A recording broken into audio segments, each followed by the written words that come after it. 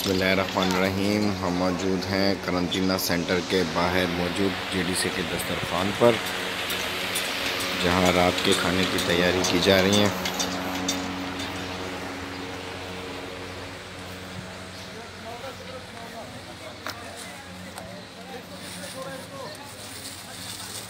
आप देख सकते हैं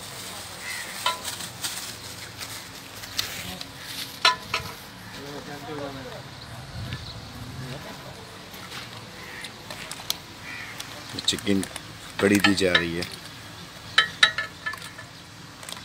दूध नान के साथ।